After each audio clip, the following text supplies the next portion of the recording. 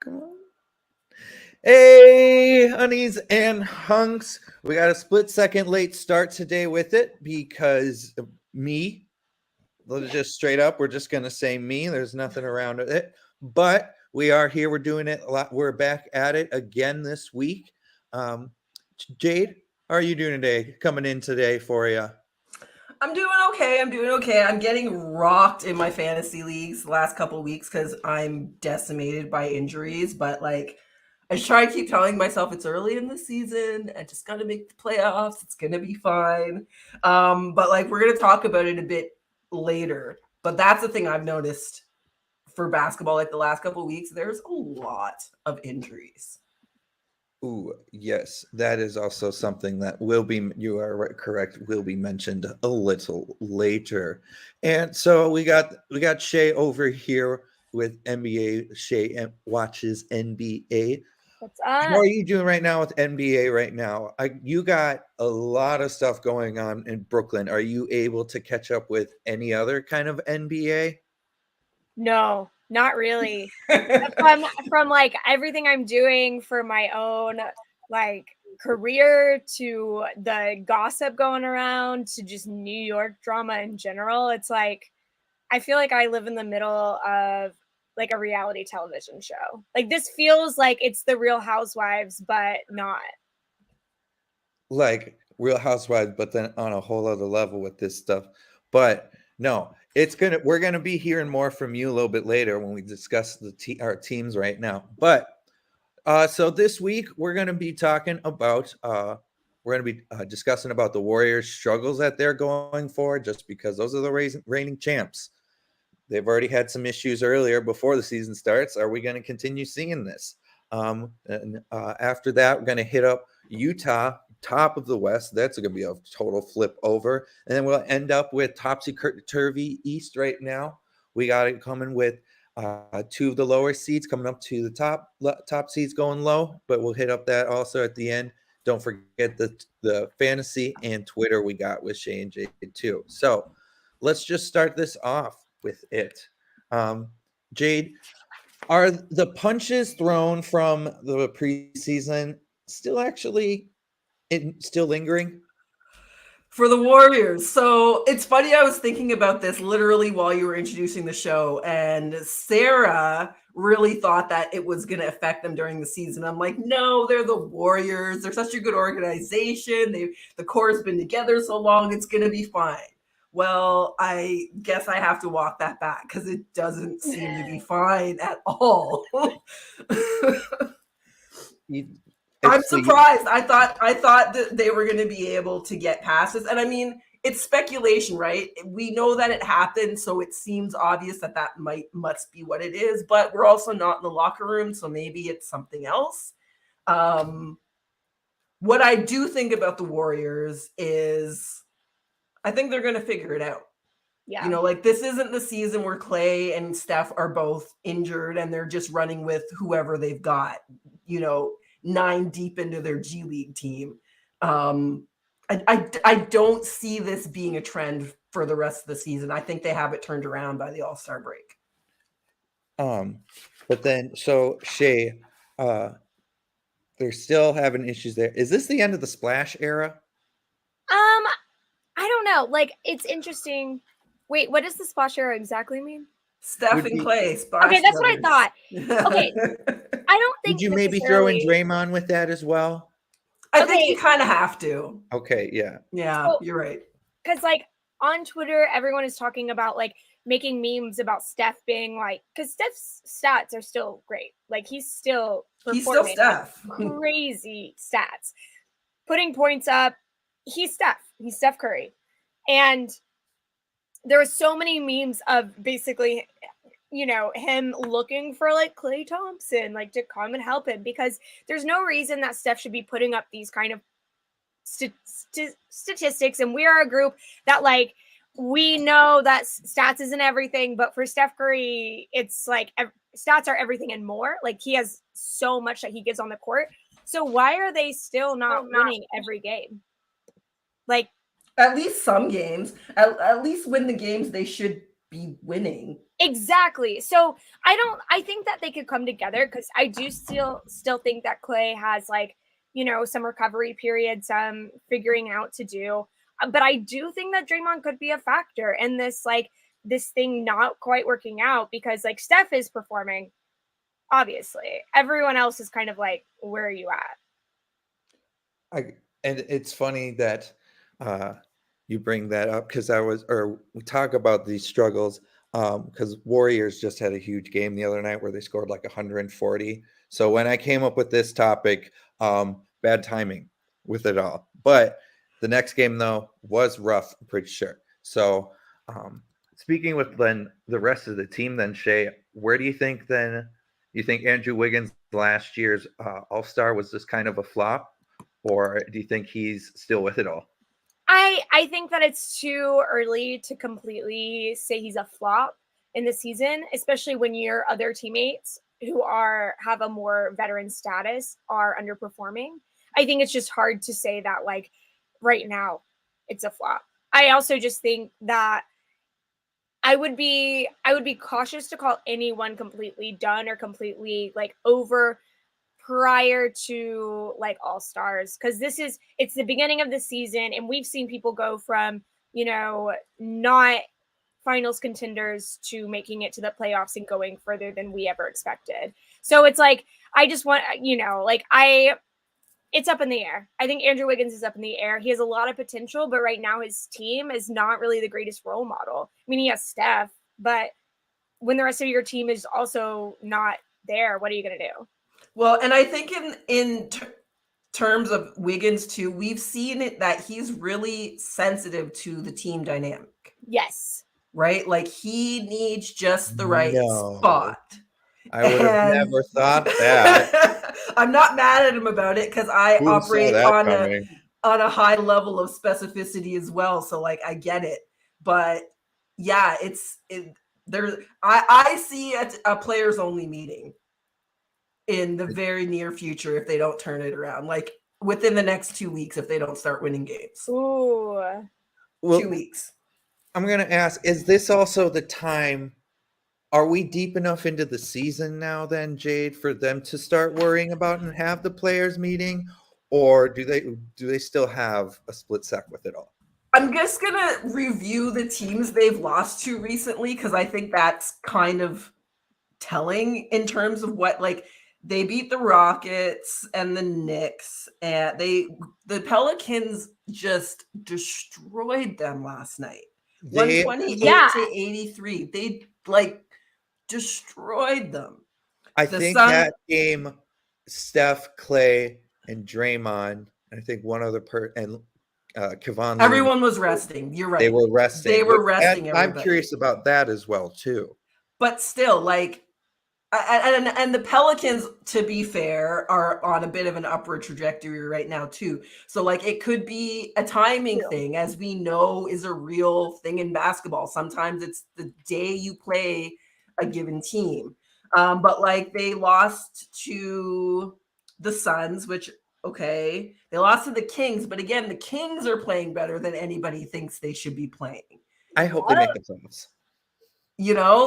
So, like, in the last couple of weeks, they've beat the Kings and lost to the Kings. They've lost to the Pelicans a couple times, but they've won. Like, now that I'm actually looking at the games that they won and lost and the margins, I don't think it's as big a deal as people are making it out to be. Okay. Like, now that I actually have it pulled up in front of me, like, they lost to the Pistons, that kind of sucks, and the Hornets back at the end of October, but, like, they lost to the Heat. Okay. They lost by 1 to the Magic. And they're back and forth with some of these other teams. So, like, I don't think it's crisis levels yet, but they definitely need to find some consistency.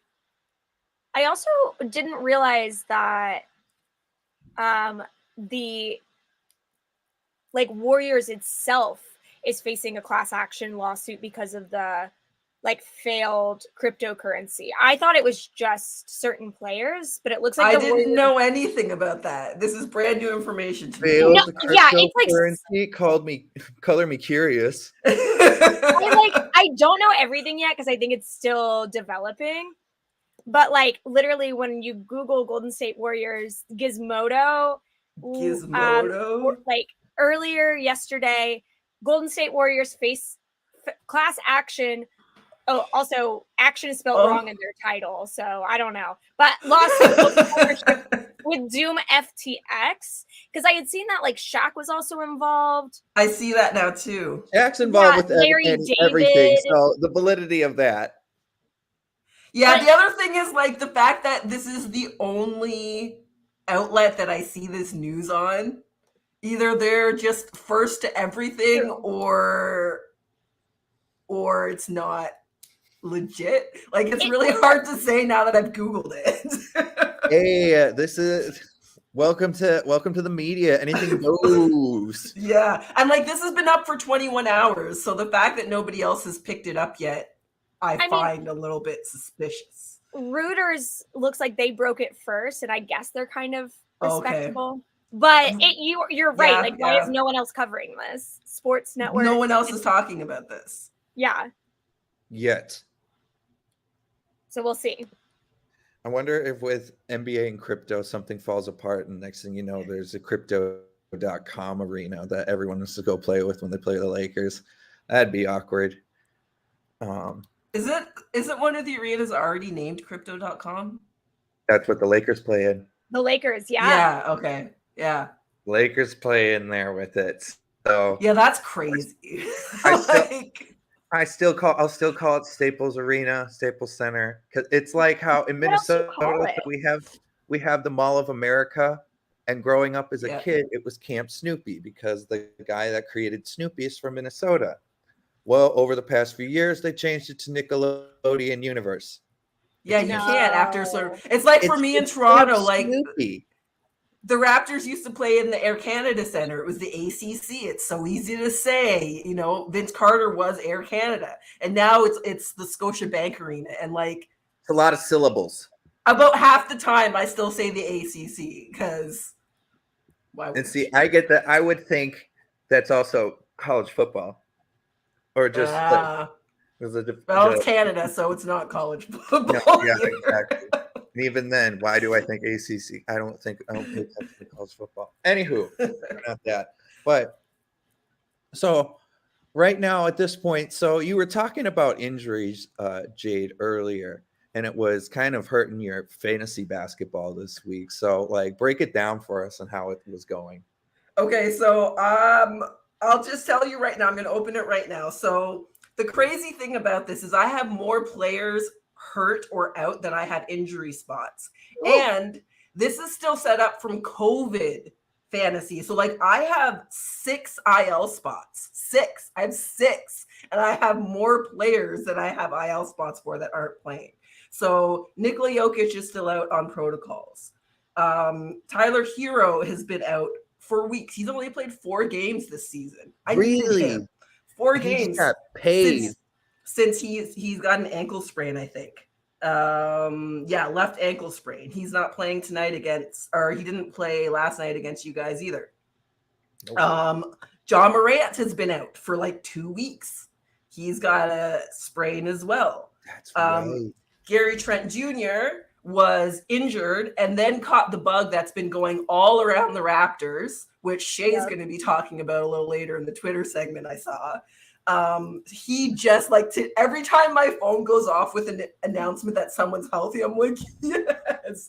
So Gary Trent Jr. is finally back after like 2 weeks. In my other league, Pascal Siakam's been out for weeks. He is a cornerstone of my team. And just a lot of players just in and out, a lot of like nagging little injuries, but like a lot of serious ones too, like ankles, a lot of ankle sprains, strains, all that kind of stuff. So yeah, it's been a lot. I can only imagine with all of that. But man, I got Pascal Siakam.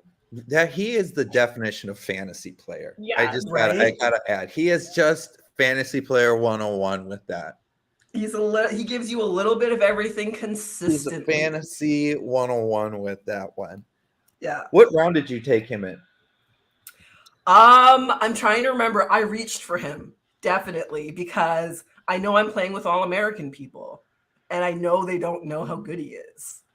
So like I probably passed up other people to get him, but it's been told like when he's been playing, he had an MVP start to the season. So I'm just fingers crossed that he comes back the same. When you know he's not going to be picked up in the first few rounds, grab the other great players that are also in. No, I did. I didn't get him. I didn't take him first or even second round. But yeah, that's how you make a good team. Yeah, for sure. That's how you get that great team. You're like, I already know this guy's great. So yeah, I've realized this year I have to stop talking to Sarah about who I've got my eye on because we play in a league against each other, and he sniped Lauri Markkanen from me this year because like I've been a Markkanen fan since day one, and I just him being in a new situation, I just had a feeling. And I was talking about it before we drafted, and I didn't, and I'm so mad about it. So I got to keep my mouth shut. Well, I mean, in your defense, like Utah was going to go through a whole different phase. You don't know what. That's true too. Yeah, nobody saw this coming.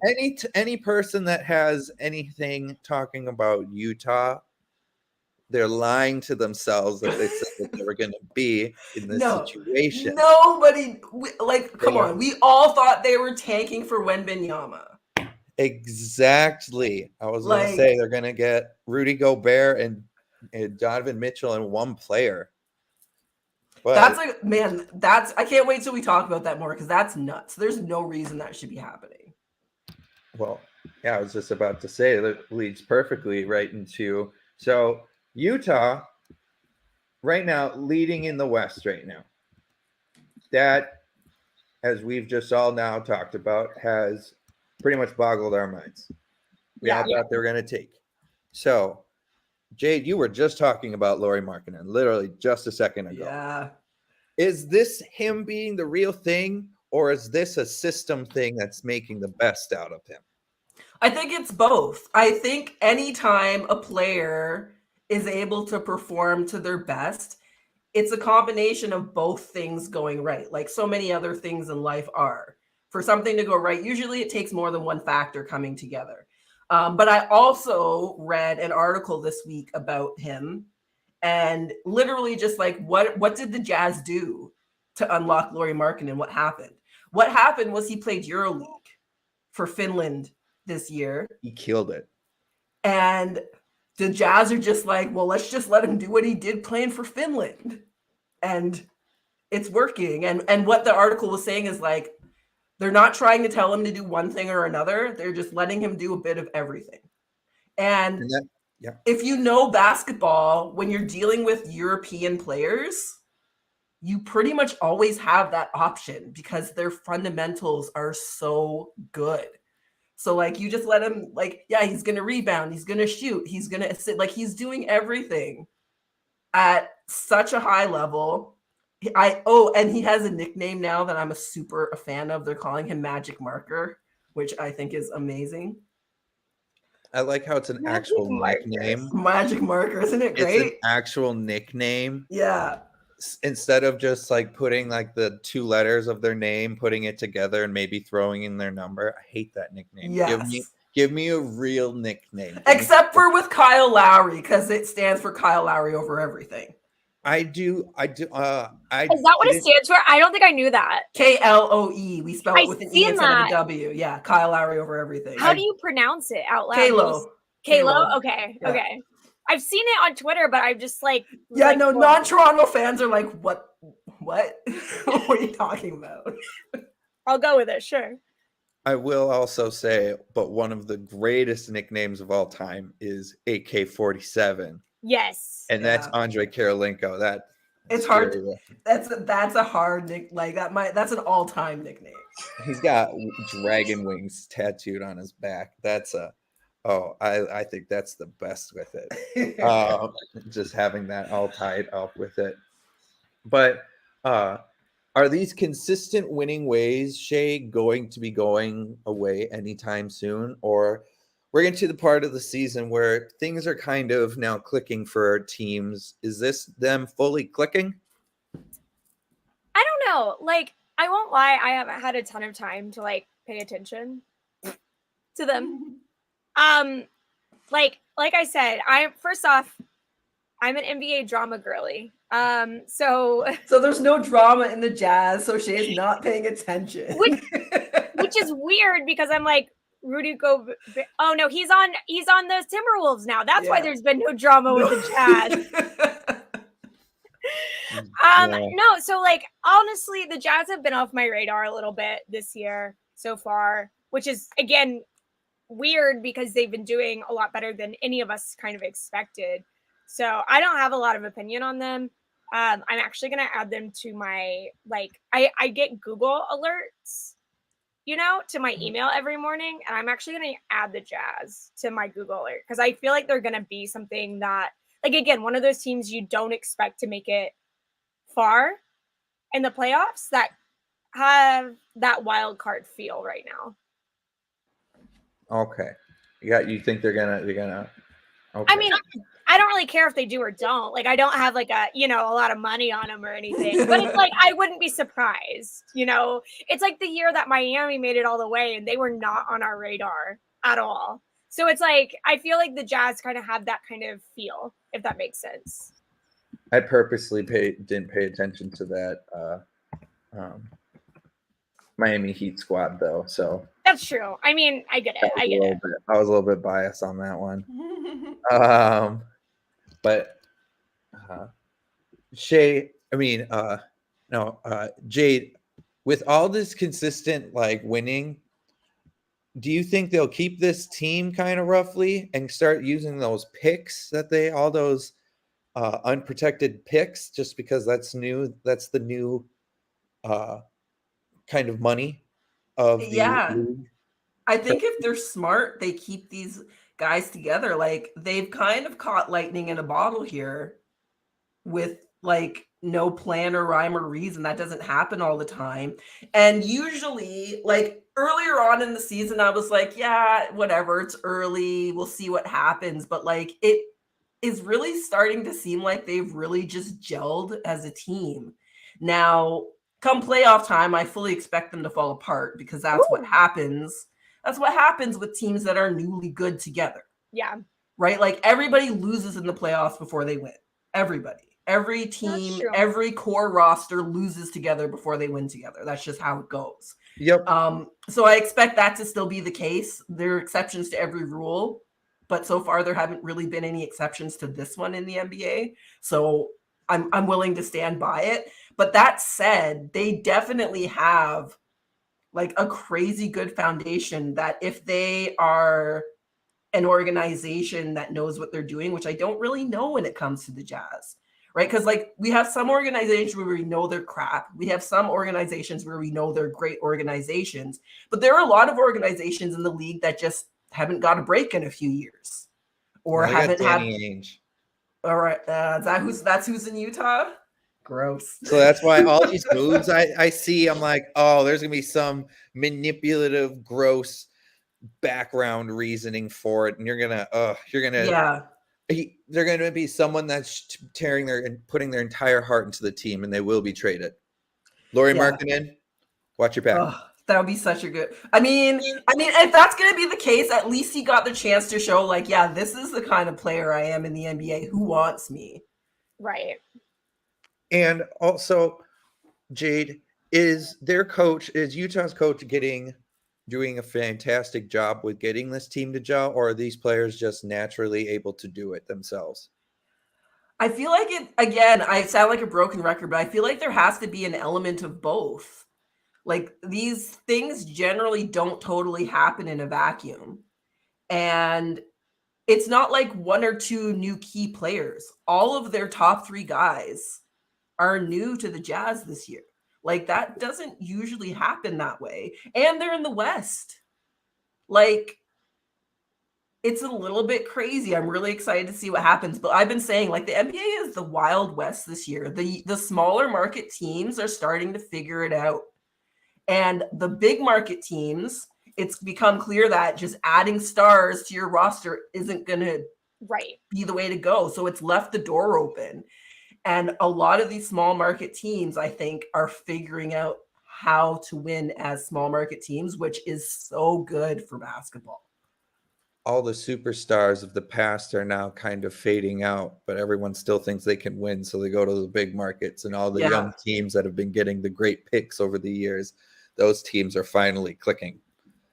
Gotta love it when you play the long game with it all. Mm-hmm. But all right, well, on some funny notes, so how about we swing it over to Shay and we get that NBA Twitter, get some laughs out of this. Yeah. Okay, I'm excited. It's been a weird week on Twitter, I won't lie. I'm going to start at the bottom. Sorry. So this, oh my gosh. I know we're probably sick of the Lakers, but this was really funny from Lakers all day, every day. Austin Reeves bumped into some baddies and turned into prime Kobe. Lakers undefeated seds.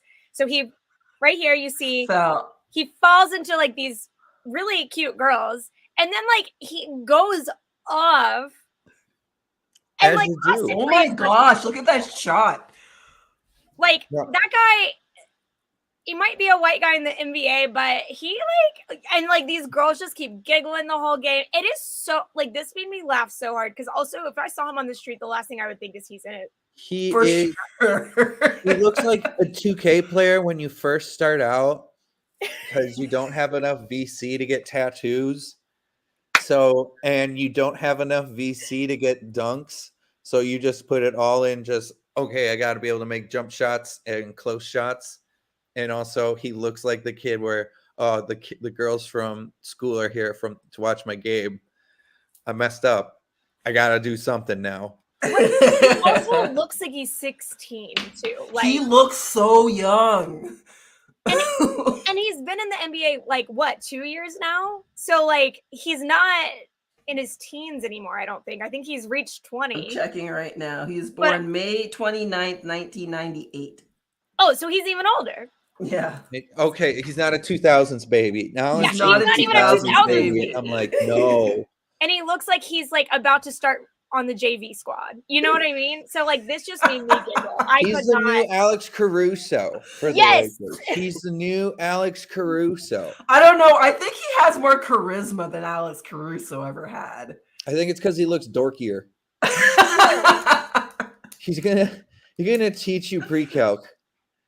I also think it's funny because he owns his dorkiness in a way that like Caruso didn't. I think Caruso really thinks he's cool.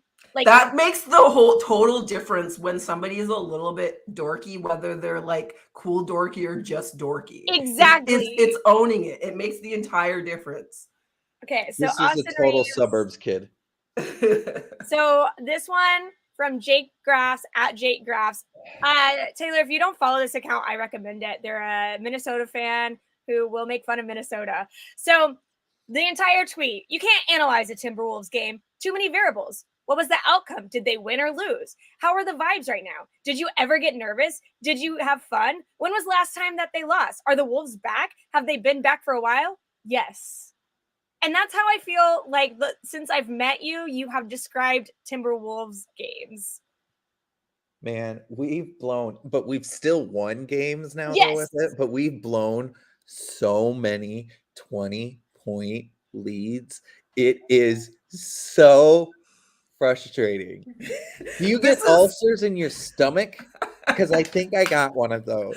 This is so relatable for me because this is like back when the Raptors weren't quite good yet. And this is the exact same thing. They could not play with a lead. They could not play ahead.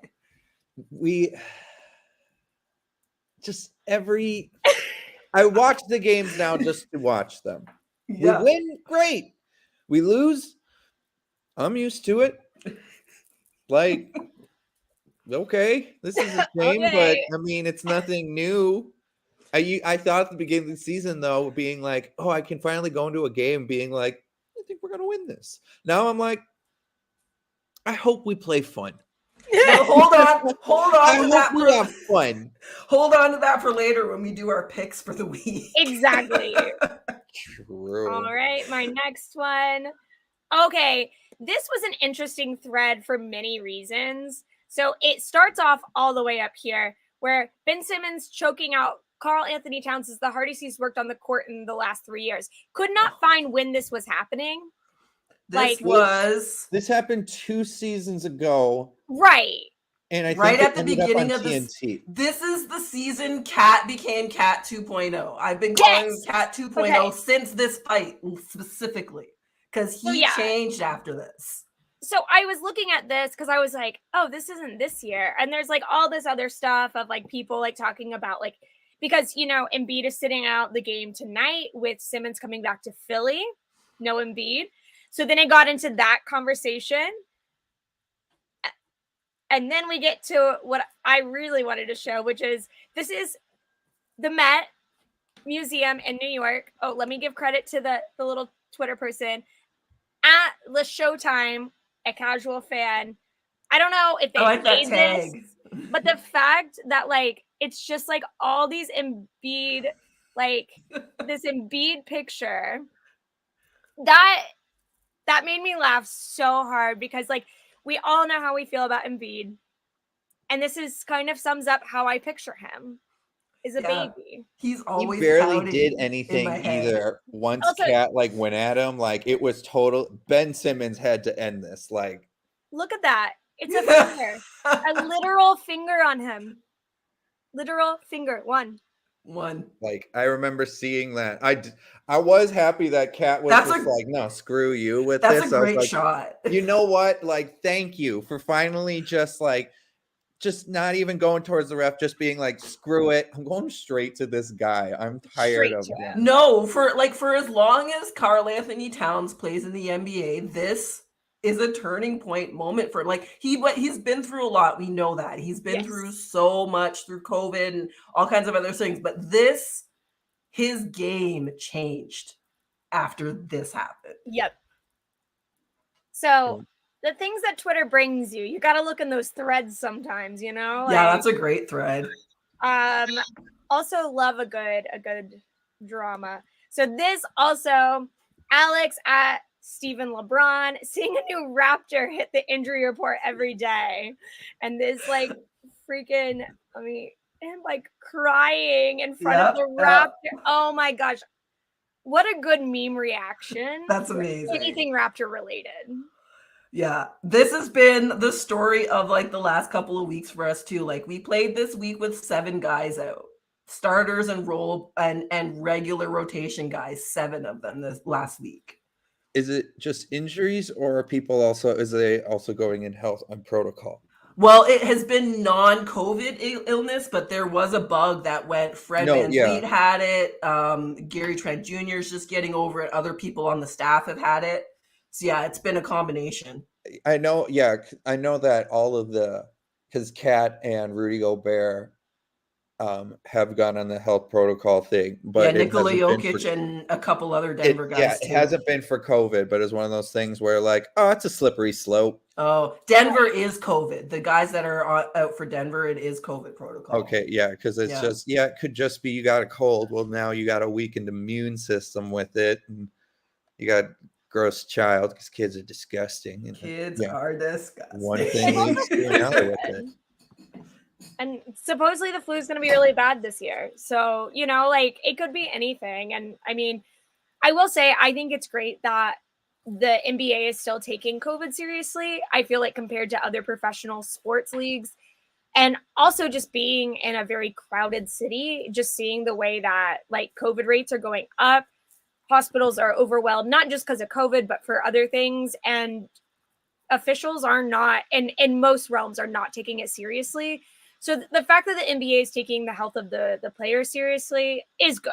And I think, I mean, you know, not to become like a mass debate or anything, I do wish more people were just like being a little more cautious, because like COVID is still exists. Like, I don't think we need to like shut down or quarantine anymore, but like, I think we should normalize, like, if you have a cold, it's okay to wear a mask if you're like going to be around a lot of people. Like, stay the F home. Like, our relationship in this part of the world with work is so unhealthy. It's so unhealthy. If you're sick, you are still expected to show up, therefore spreading all your germs to all your other coworkers instead of just staying home and getting better. Like, yes, it's insane. It makes no sense. It's not good for anybody. No, not at all. So it's like, I don't know. Like, obviously, I feel like we could be doing more, but At least the hand washing. Like, it was amazing to me God. when COVID started, how many people were like, oh yeah, I should wash my hands more. Because like my mom is very like medically inclined and is always telling. My mom's the one that told me about COVID 6 weeks before it blew up. So like she's aware of stuff and she works at a pharmacy, and like we've always washed our hands all the time in our family. My dad was a meat cutter too, so like he knows you wash your hands between different meats. You wash your hands if you're doing something else before you come, like just all the time. And I took for granted that that's a thing that my family does, that not everybody does it. Like a lot of people don't. So I lived in Florida for a while, never went to Miami because people forget that Florida is like a huge state. Right. But the one time I was in Miami for a layover, it's during COVID times, you know, so masks are still required, whatever. I went to the bathroom. This girl did not wash her hands. And like even pre-COVID, I was really sensitive to that. That's like, really cringy. Yeah. Like you just touched whatever you got out of you, and like then you don't wash your hands. And then she walked out and immediately grabbed hands with her boyfriend. And that's what I think of when I think of Miami. Y'all nasty. Y'all nasty. Sorry, Miami fans, but that's in my brain forever. So anyway, that's my tweets for the week. I gonna be looking for more. And as long as Twitter doesn't die. Yeah. Oh, yeah. Fingers crossed. I don't know what we're gonna do collectively as NBA fans. I guess we'll just follow the NBA. The problem is that what I see happening is people are going to go all different places. We're not going to have a centralized social media for the NBA anymore. And I am dreading that. Exactly. And that's like the issue I'm having. So I'm just staying on Twitter until it possibly dies, but I'm like fingers crossing it doesn't. Hashtag bring back MySpace. Let's help Tom get back. The original friend. MySpace. Wow. Before it was likes and stuff, and it was before you just had your song on there, your bio, and your picture, and your top 8. You know what? I have discovered Reddit is now my favorite social media platform. Same. Oh my God, same. I just really got into it like the last 8 or 9 months, but it's like I can pick exactly only what I want and nothing else. And it can change. Like when I was watching Game of Thrones for the first time, I was in Game of Thrones, like strictly on Game of Thrones. But then when I want to catch up on NBA stuff, I go to the NBA, or you can go to the NBA specific teams Reddit. Yeah. I didn't get Reddit for a long time, and now I do, and there's no going back. Also, best kept secret in online dating, in case anybody is interested in that. Okay. Wink, wink, nudge, nudge. Hey, there we go. That's always great to see with it. Well, now think we swing back to what we were talking about a little bit earlier with topsy-turvy East now. You got the Heat, Bulls, and Sixers in the bottom brackets, some not even making the playoffs right now. And you got the Pacers and Wizards. They're way at the top with I think it's 4th and 5th seed.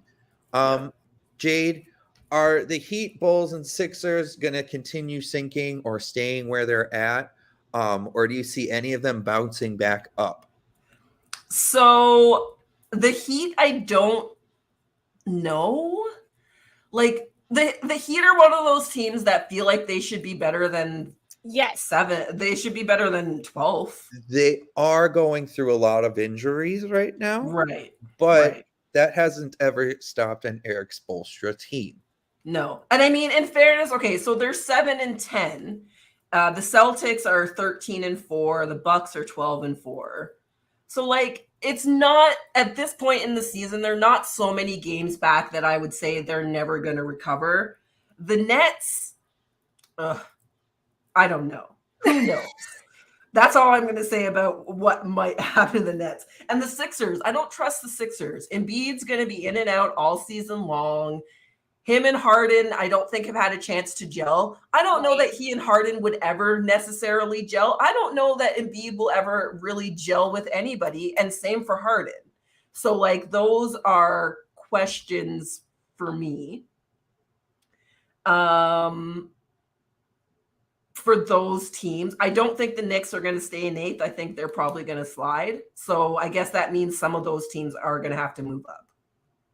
And the Hawks too. I don't see the Hawks staying in 6th or the Wizards staying. I don't see. It's the Wild West, like I've been saying. Like It is. But it's the East. but it's the East. But I'm bummed. But the only thing in the East that is happening that I thought would happen before the season is the Celtics and the Bucks. So like the fact that I can't really put my finger on anybody else is exactly what I expected was going to happen this season. All right, do you guys hear a little tune? Is that this happened before when we were filming this time of year, your clocks for Christmas time?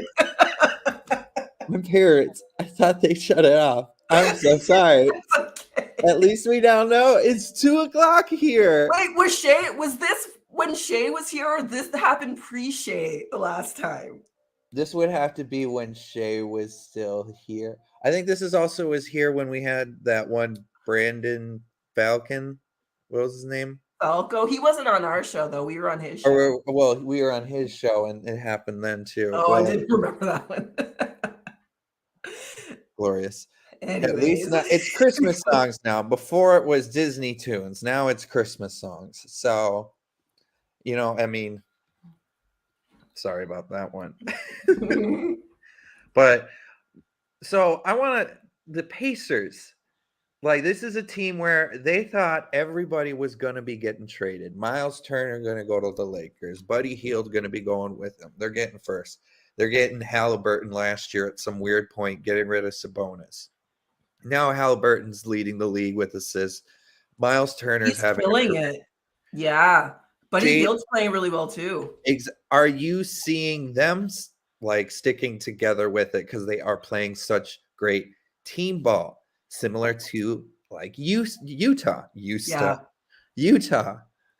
The team ball, I'm so excited for the return of team basketball in kind of a big way.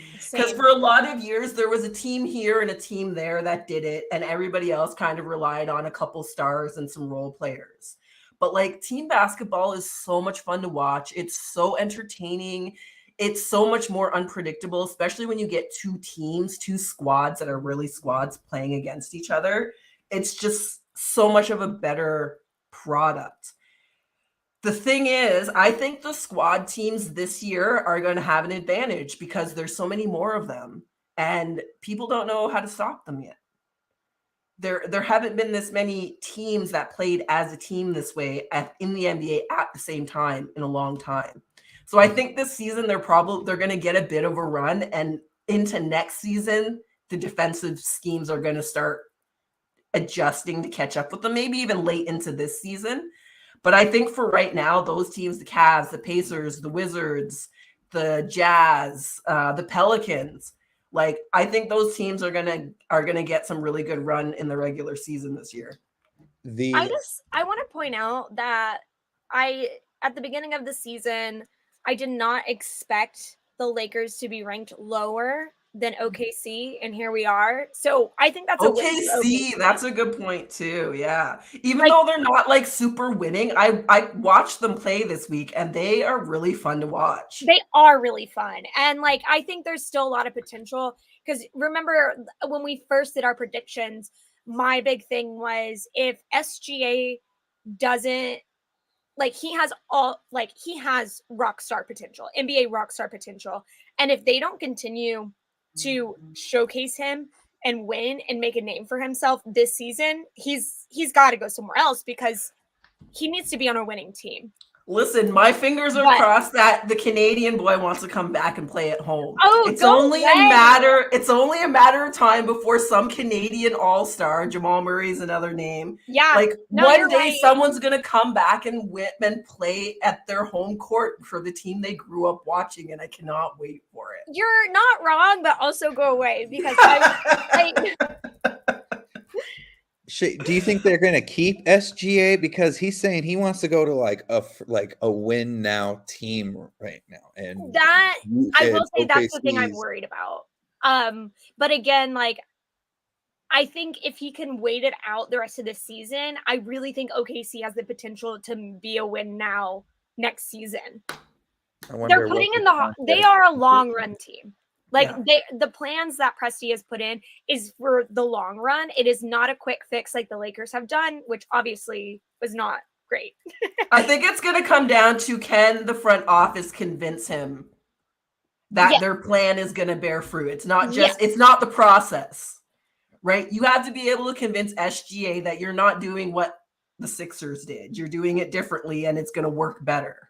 Especially because he's in Oklahoma City, when he could potentially be in a winning team in a different, bigger city that's closer to society. And I say that as someone from Oklahoma. So like, but it's like, the closest other big city is a 6-hour or 4-hour drive to Dallas. You're kind of in the middle of nowhere. So for someone that is from Canada, Toronto, and I think his girlfriend still lives like in upstate New York. It's like, there's a lot of geographically more friendly places for him in the NBA. Exactly. Do you I just had a link. Oh darn it, the link went away. Never mind. It was going to be something about OKC, but it was about Shai's contract, because he could only be traded because he just got signed a new extension. So at this point, it's like, okay, you gotta tie those shoes and play right now, at least. Well, we're gonna find out, I think, just how much Canadian politeness he has, because like he's gonna, if he really wants out, he has to demand a trade. Well, and that's the thing, is OKC doesn't have a history of not trading athletes that want to leave. Yeah. When Russ wanted out, they traded. So they have, I think Presti knows that, because you keep an athlete that's tied into their contract and don't trade them when there's better offers for them on the table. You just have an athlete that is mad and doesn't. You have a Sixers situation. Exactly. You don't want another KD situation or KD situation. Walks away completely. And you get nothing for him. When they traded James Harden, they got some okay pieces with it. I was always a fan of Kevin Martin, because he also played for the Timberwolves. He was solid for us. And I mean, Russ, they listened to him when he wanted to get traded too. KD, they blew it. But I mean, we won't have to bring up that sadness for Shea with it all. But now I think since we're talking about our teams, I think we should do our picks of the week. Don't you think, Jade? Sounds like a plan to me. We're going to start with you this week, Taylor. So we're going to talk about, we've been off for a couple weeks now, but I'm looking at the Timberwolves' recent schedule, and there's quite a few wins in here. We've been, it's been different. The Heat, you beat the Heat, the Sixers, the Magic, the Cavs, lost to the Grizzlies, which is okay. We blew a lead. Lost to the Knicks, lost to the Suns. And that takes us about to the last time we were on. So what's been going on other than blowing? Is it mostly just the can't play with the league problem? Just blowing leads. And we can't, it's either the third quarter or fourth quarter. Always the third or fourth quarter. Last night, though, we did have a good first half, but we came back in the second half. We came back from 15 down to win by like 4 or something like that. There's still a gel thing. I love D'Angelo Russell, but he is when it comes to consistent, it literally is, you had a 26-11 game to you had a 5-3-5 game. Like, yikes. What? And Anthony Edwards is still, he's still great, but there's still some times where it's like, stop dribbling the ball for 8 seconds at the 3-point line, do a quick jab back, and then do a step back 3-pointer. Yes, you can hit it, but it's not always the smartest. The rim. We have cats at the 3-point line. Yeah, Rudy's right there. they only average I think it's like a pass and a half with each other a game. Yeah. Rudy never gets the ball when Ant gets the ball, which I don't understand that, because when he was playing with Donovan Mitchell, who is what I think Anthony Edwards essentially is right now, is a younger Donovan Mitchell, he only passed to Rudy Gobert 4 times a game. So do you think it is with Ant? What's this, his second season or third? This is his third. Third. So at 3, you're probably starting to feel like these kind of growing pains of making poor decisions should be starting to clear up by now. I already have some things in mind for him to work on. First, court vision. He's got to work on court vision. Learn a post game, because right now it's either taking it to the hoop or a 3-point shot. And with Rudy back there, it sometimes lane gets clogged up. So he's also got to learn how to not always have to dunk, just being able to finish. That's where I like those European fundamentals, because they learn how to do everything. Whereas in Canada and largely more in the States, like the States really likes a flashy show. So a lot of young people grow up playing basketball, trying to do the coolest, flashiest thing, and they don't, which is fine. Luka does that stuff, Jokic does that stuff, but their fundamentals are so strong that if you take that away from them, they're good. And American players don't have that the same way. I think the thing that switched that, even though I love it, was And One mixtape tour. Everybody wanted to highlight after that. I can see that. And that didn't really necessarily reach too much to European basketball. Also, EuroLeague, they're not as athletic. It's true. I mean, Jokic, he's doughy. He's in better shape than he's ever been in his career. But you're right. He's in not great shape, but it still looks doughy. No, genetics matter. Like one player that I always talk about with mentioning with that is Nemanja. I think it's Bjelica. Used to play for the Timberwolves. Was just on the Warriors. Now plays back overseas. He's in phenomenal shape. Still looks like your uncle that's holding a beer next to the cornhole game. I've seen him in person. Incredible shape. Still looks like you can just pinch a little bit on the back of his arm. Yeah, it definitely makes a difference. All right, so let's talk about your week upcoming for the Timberwolves. Tomorrow you've got the Pacers. Friday, the Hornets. Sunday, the Warriors. And the Wizards on Monday to round your week out. What do you think? Pacers. Depends if Delos shows up, because if Halliburton can have a great game, then I know he's going to pass the ball. It always depends, but you got to pick. No, yeah, I know. I'm just trying to. If this would be, I'm thinking of matchup wise. No, I get it. Timberwolves it's gonna be 2-2. So who are you beating and who are you losing? I think we're gonna beat the Hornets, and then the Wizards. Okay. I think we're gonna be 2-2 with that. Lose to the Pacers and lose to the Warriors. Mm-hmm. All right, we will revisit that next week then. And I'm going to do the Raptors, and we're going to round it with the Nets because, the Nets are a whole thing. And they have a 5-game week this week, which is a lot of basketball. But the Raptors, we've got a 3-game week, thank goodness, because we've been on the road pretty much the whole season so far. We've had a few days off. We've got the Nets tomorrow. I'm going to call that a win.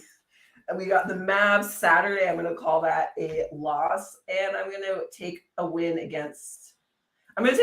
against the Cavs, actually, just because I don't know who we're going to have available.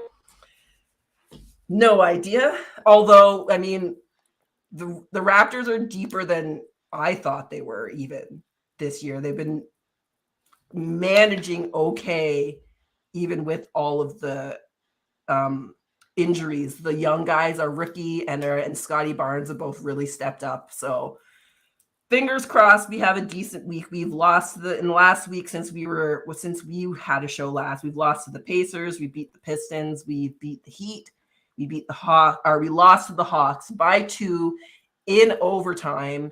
that was the last game with like we had 7 guys out. So I'm like, I'm not even mad about it. Like, how can I be mad when you go that close with that many people missing? You put up a fight. You put up, that's all you can ask for some nights, right? Like, You ask for your bench guys being like, hey, just go out there, play your heart out. Whatever do happens, the best you can happens right do. now. Exactly. So that's the Raptors this week. So What else now you we're gonna got today? go. We're gonna go over to the Nets, and whichever order you want to do this in, Shay. Do you want to? We want to do the update on what's going on first, or do you want to do your games this week first?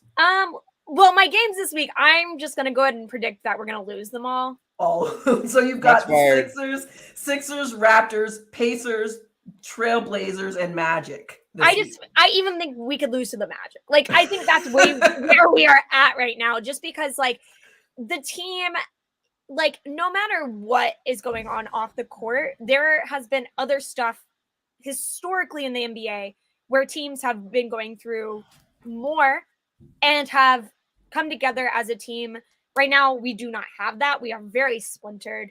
And that's just unfortunate on multiple levels. So, and then I think that the issue right now is like, I think it was smart to get rid of Nash at the time. But in hindsight, now that all this other stuff is going on, I'm almost like, would have been nice to have a little bit of stability. Right. It might have been better because there's just so much going on in general, on and off the court, that it's like, I wonder if they had known this was going to happen, which obviously, how do you predict any of it? Would it have been better for the team long term? Just for that stability angle. I don't know. I'm not saying one way or the other.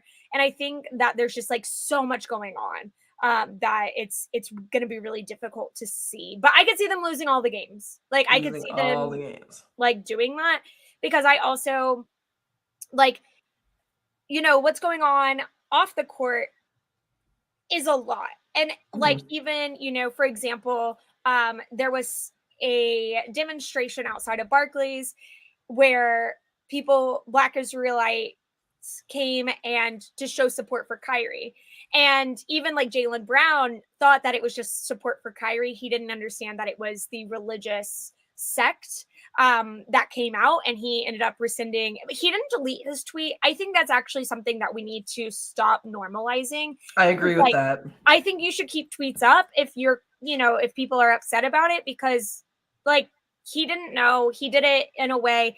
And I think, you know, the three of us have been talking like in our own group chat, because like this is a really nuanced situation. It's anytime that you bring in kind of like off kilter belief systems for groups that have been purposely oppressed. And I think that's where a lot of people like are missing some of the conversation.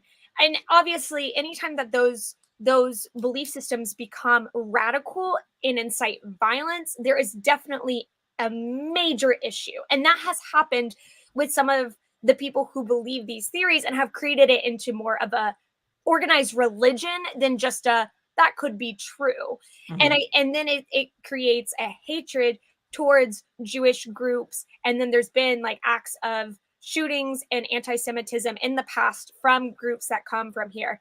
And anytime you become that radical in a belief system is problematic. And we've seen that with, you know, with Christians. We've seen that with like people in other spiritualities. Like this is not specific to the Black Israelites. I think the biggest thing is one of the reasons that people who have been displaced, and by displaced, enslaved, taken across the Atlantic Ocean, and then never given a history of where they came from or a way to reconnect to that. I mean, even today I was seeing that like the United States specifically has like never given reparations to any kind of enslaved group of Black people. And that's happening even right now. Like in Tulsa, the living descendants, or they're not even descendants, they went through the Tulsa race massacre. They are trying to sue the city and get reparations, and the city keeps putting it off because these people are in their hundreds. Yeah, they're going to die eventually. And they're waiting for them to eventually die. But if they don't like hear that case, they're doing it because they don't necessarily need the money, but they know that the capital that was lost because of religion, like again, religious zealots Christian zealots who were also very racist, who killed off an entire Black community. And the way that the people and their families, the generational loss of wealth in that is horrible. So it's like that kind of stuff is happening. So when it makes sense why alternative theories are attractive to people who do not have a sense of culture, because that generational hurt and that generational pain is still there. And like, I know Jade, like, I want to give you the platform too, because it's like, it's going to differ from group to group. And like, I also think that a lot of people, when they think of Jewish people, they think of Ashkenazi Jewish culture. And it's very legitimate. I have a lot of Ashkenazi friends, but there's also Jewish people that are from, different regions that are not Germany, that are not white centric, which again, you go to places in Europe and Jewish people who appear white in the United States and Canada are not going to appear white over there because there is so much anti-Semitism. So it's like, there's a mix of like, we can't just look at this from the lens of an American specific, or even like North America specific, because there's so many nuanced things that like, I wish that we were just able to talk about this more. And obviously anti-Semitism is not okay.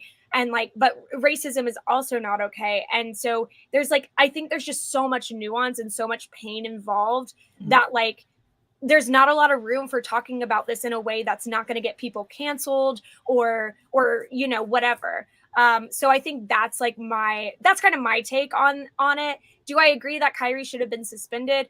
I think in some ways I agree with it, just because like the documentary, I haven't seen the documentary itself, but from what I've seen of it, the documentary does incite more violence than like just believing an alternative theory. And I think that's where the issue with it was. But also, where is the separation between what you believe outside of your workplace and where does that come in? And I think that's where we're kind of figuring it out in this kind of like post Me Too, Black Lives Matter time, is like, we're so afraid of being canceled and we're so afraid of not being able to speak our minds that in some ways that kind of creates more room for like radical people to they're just filling it. They're just filling in the gaps because the rest of us won't talk about it. Right. There's a vacuum in those conversations that because people who, like, even with my partner, Sarah, who was raised as a white guy, who's now transitioning, she doesn't understand certain things about minority groups, like such as that historically white populations have fed misinformation so that we fight with each other. And instead of us saying, okay, well, wait, what's actually happening here, doing our own research, figuring things out for ourselves outside of media, that we get in these situations where we see a situation with Kyrie and on the surface, it seems really obvious. It seems really simple, but it's not simple. It's super complicated. There are so many groups involved, and like, the radical groups are who we hear because they're loud. And in every group of people everywhere in the world, the radical groups are the loudest, whether it's Islam or Muslims or this group or Christians. The loudest people are always the worst people.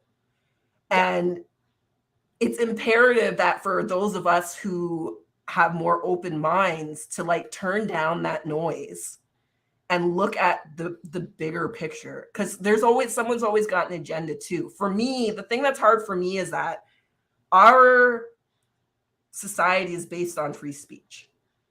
It's not based on free speech if we agree with you. It's not based on free speech if it falls under a certain thing. And I'm not saying that it's okay to incite violence towards groups or anything like that by any means.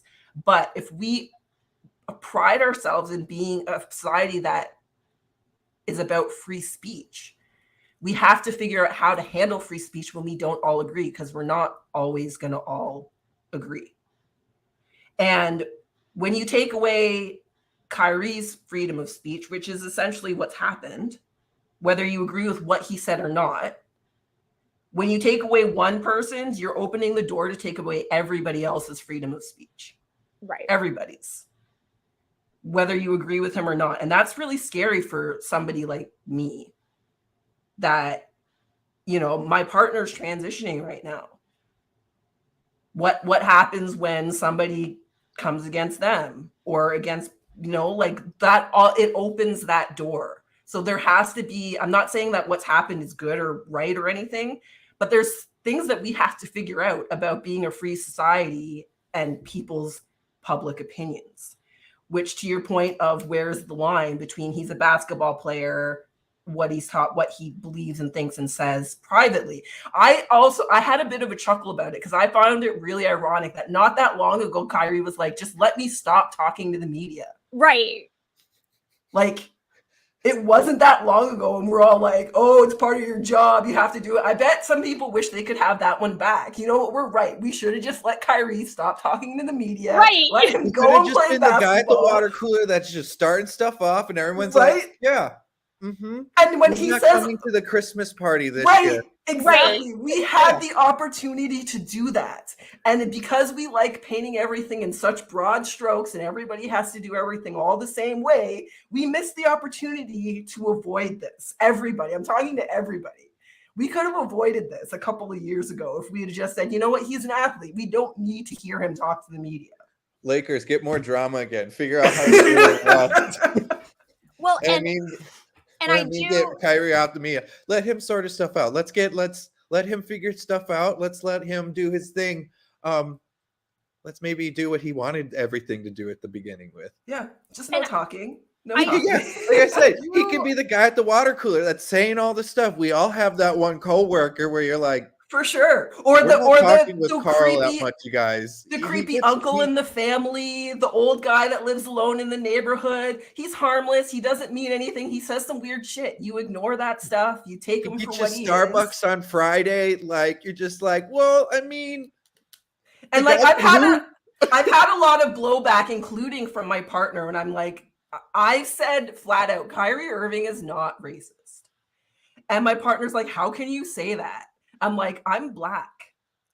Like, I know what it looks like. I know what it feels like. I know what it sounds like. I've experienced it firsthand. You've never experienced it, talking to my partner. I can tell what it looks like, and I don't have to be in the room. It's very specific. It has an energy to it. It makes your skin crawl. Like, and that's not a thing that happens all the time. Like, I'm the type of person, I laugh about race all the time. I make jokes about Black people. Because I accept everybody. Right? But like, you can tell when somebody's calling something a joke and it's not a joke. Like, when you've experienced it, there's no way to mistake it. So I think that's important too, to understand where people are coming from. And the thing about people who haven't experienced racism is that you don't know what it looks like. Like, you might be able to see a person tell a joke and you might not know if it's a joke or it's not a joke. I can always tell if it's really a joke or not. So like, go ahead. I was going to say, like on the Chappelle show, like he's got a lot of race oriented sketches, but everyone was laughing at the thing that the satire of it. Exactly. One reason why he ended the show though is because he saw one guy laughing. It's like, oh, you're not laughing at the joke. You're laughing at the wrong thing with it. Yeah. And that's when he was just like, oh, like I've gone too far with it now, because people are now laughing at the literal thing when this is just all a joke. Mm-hmm. That's what this is. So, and that's where, like, you know, I think, like, and I hate comparing, and like, I don't think Oppression Olympics helps anyone. And I think, if anything, like, the whole goal of white supremacy is for marginalized groups to be at war with each other. Because then if we ever got together, right, and we could balance everything. Oh my God. Because and people, especially American people, like, race is not the same in the rest of the world as it is here. No. Maybe South Africa. South Africa. Yep. But like, the rest of the world does not have the same polarization when it comes to different races. It just doesn't. Right. And I mean, that's largely, I think, because of the way our land masses are. and the way things were settled. Like in Europe, everybody's all piled on top of each other. Same thing in Asia. When you live in an island, everybody's all piled on top of each other. We have all this big open space that was just settled and settled by one group of people. And I think people forget that like our cultural histories go back a long way and they factor into things all the time. Well, and that's where like I think my only critique of Kyrie is because people will take a radical theory and will use it to incite violence.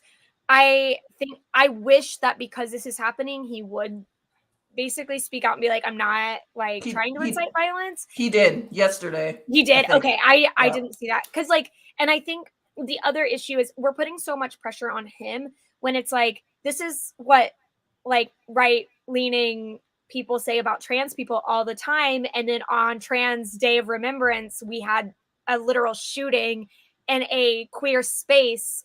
But yet a lot of people don't take that kind of violence as seriously because that's one of my things that really bothers me too, is like, where's the outrage for all of the other things that are happening? And like, don't get me wrong, I personally have known people that were in concentration camps that were friends of my family.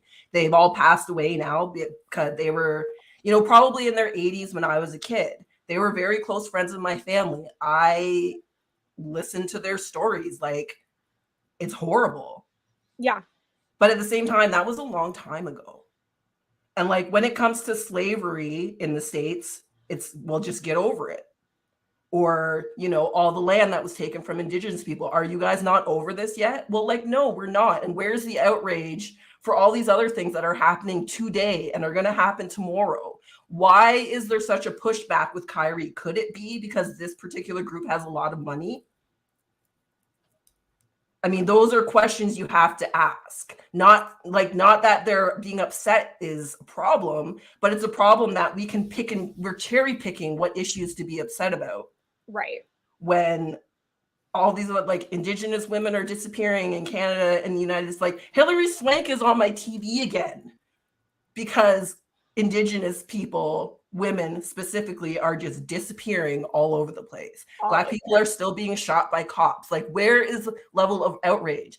You guys have a person running for president who incited a coup. Seth Rogen. Exactly. Seth Rogen is still on Spotify. So like that's my thing. Joe Rogan. Sorry. I want Seth Rogen on Spotify. Put him on Spotify. Joe Rogan, go smoke a bong and watch MMA.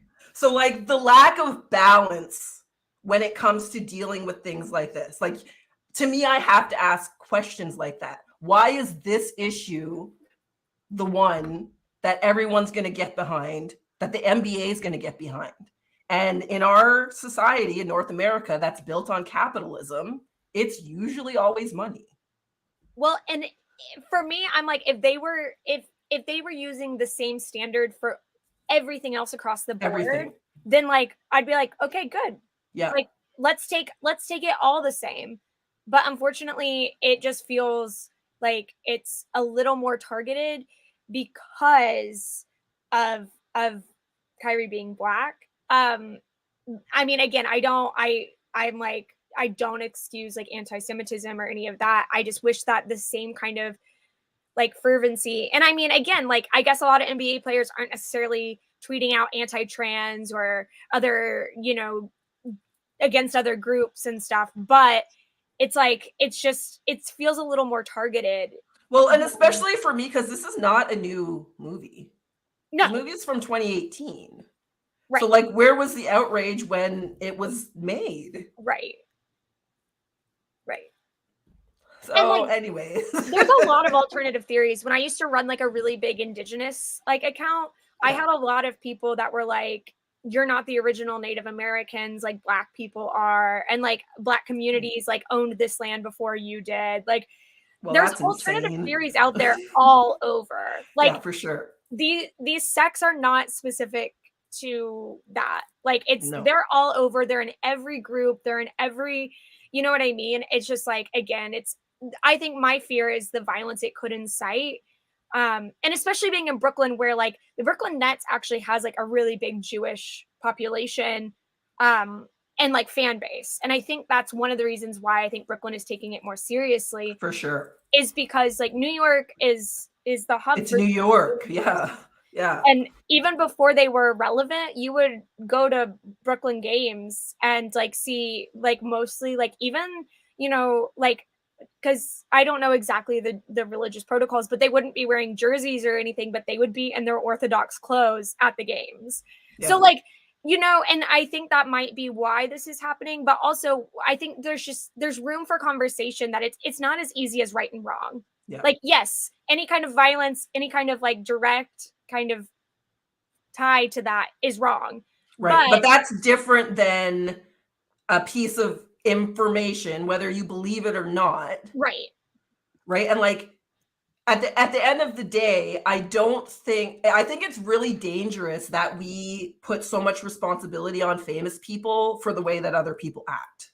Yeah. And that's not just a basketball thing. That's a celebrities, sports people, actors. Like, we don't as a society encourage people to think things through for themselves. And it's hard when the education system in the States is what it is. But like, exactly, that's why it's so easy for these alternative theories to take root, because like when we were at Belly Up, one of the guys there is a teacher in Boston, and he showed me some of the stuff in the textbooks that he's expected to use, and it's crazy. Like, he showed me a textbook that said that Black people came over on ships for a better life.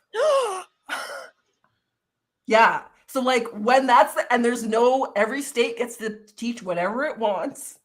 So like, when there's no consistency, there's no standard for information anymore in our world. So it's easy for these other ideas. So like, that's why it's so important to like have good sources, exactly. .orgs, .net kind of places that aren't making money. It is all connected. Like the fact that critical race theory is a thing in the US that they're trying to ban, and then you wonder why alternative theories are popular. Yeah. Like, they're literally just trying to be like, okay, you know what? We taught this for all these years and it's wrong. Like, it's not a theory that it's wrong. A lot of it is blatantly just lies. Yeah. Yeah. But speaking kind of on that, first Jewish player played in I saw that. Ball. Ryan Terrell played for the Detroit Motor City Crews, the minor league team there. So G-League, yeah. Holler out to Ryan on that one. The first Jewish player Orthodox Jewish player. Yeah. Ever? There are a lot of firsts that still need to happen in the NBA in terms of diversity, honestly. Like a first Taylor. I'm sorry. I'm still like, you know, because there's a lot of Jewish people. Like, again, that's why I think it's like crazy that people like only think of like, I don't know, like matzo ball soup and like more European looking Jewish people. Cause I'm like, no, Jewish for people, sure. like there's Ethiopian Jews. There's like, you know what I mean? Like, so that's why I'm like, somewhere in history, there's been a mashup between ethnic Jews and cultural Jews and religious Jews, and they're not all the same. No. I will point out that looking at his picture, he's from California. Yeah, he looks like he's from Venice Beach. Can we say long golden locks? Like, what's his name? Now I have to look. Ryan Terrell, Turell. He's 23 years old. Wow. He's 6'7". Wore his. Oh yeah, he. Honestly, if you hadn't told me, I would take one look at him and be like, he's from California. He was from a third a D3 school, United States at Yeshiva University, who won 50 consecutive games. Okay. I'm just like still in shock. Also because like there's so many European players that come to the NBA. Anyway, I could go on and on about how I'm shocked about this. We've gotten this really. Oh, there you go. You pulled up pictures. Had to pull him up. I had no idea how to do that, but no, yeah, that kid, he looks like California surfer boy. For sure. He looks like his name would be Dylan. Yeah. Ryan works too, though. It's Yeah, right. I was about to say Ryan really works as well. well. You can throw out Connor, a Tyler. Like it works out there's a well. lot of white boy options that'll Yeah, work there. but okay, wow. Well, I think we've gotten some real good chats in. Yeah, we were able to talk about some Warriors stuff, the Utah coming in with it all, Jade's new fantasy segment going, Shay with the Twitter, and then having a very deep, thoughtful discussion about current situations with the Brooklyn Nets and everything that's going around on it. But I think to wrap that on the bow, I think it's our good old time for the fast break, the time that I come up with 3 questions, Shay or Jade or Shay have no prior knowledge to, and I'll see if they can answer it correctly or not. So, Got my notebook ready. I'm ready. okay, perfect. Because first one is going to be a matchup. It's just I just want to hear who you'd have winning. It's going to be okay. So all-time matchup. So on one team we got John Stockton, Kobe, LeBron, Dirk, and Wilt Chamberlain. That team. Sorry. Like I was gonna say, who's the other team? And then other team, Chris Paul, Michael Jordan, Kevin Durant, Tim Duncan, Hakeem Olajuwon. Sorry, do that again. Sarah's Chris bringing me Paul. presents and I was distracted.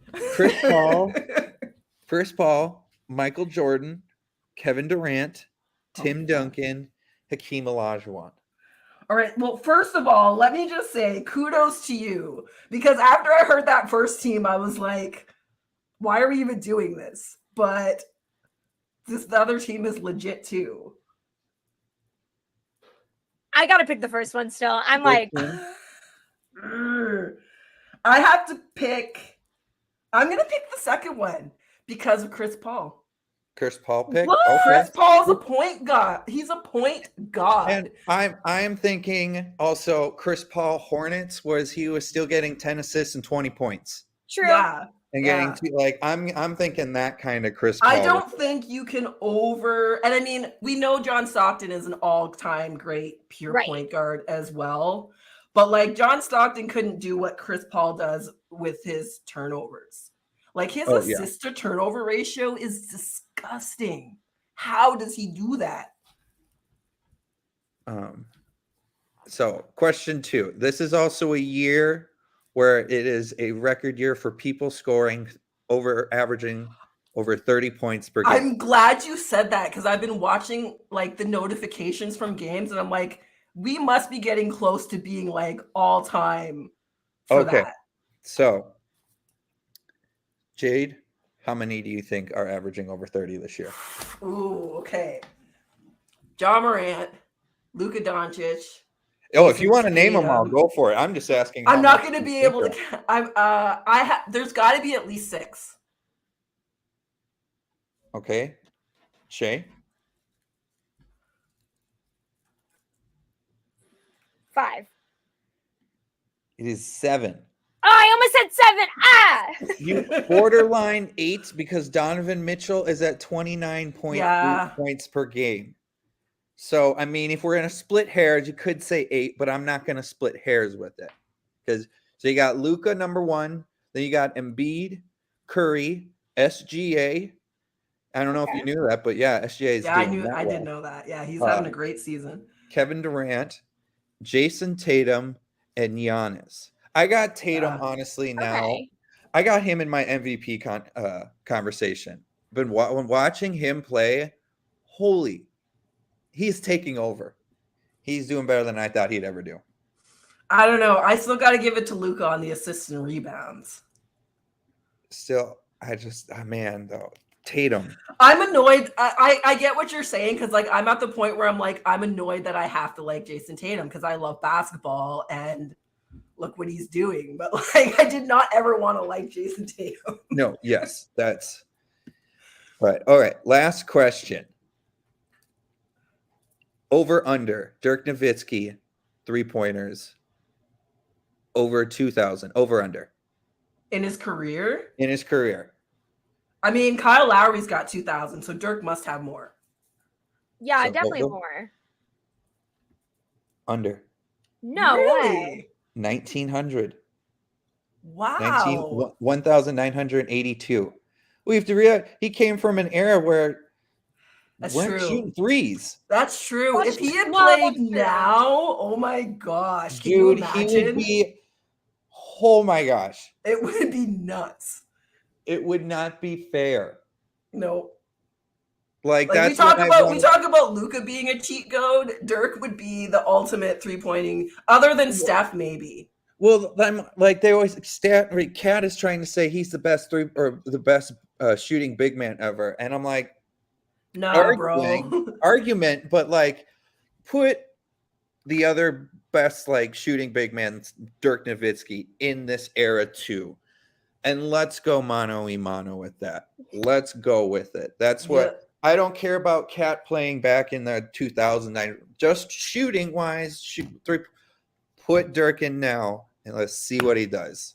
Yep, I agree with that. It would be sick. But okay, yeah, that was my fast break for the week. I think we did a great job. Sorry about being a little bit late with everything I'm saying for Jade and Shay. Eh, I was we did as it. usual. Whatevs. But we did get a meaty episode in today too. So at least we were able to compensate for that. But on that note, I think we should give a further ado and peace out. Bye-bye. Bye. Bye.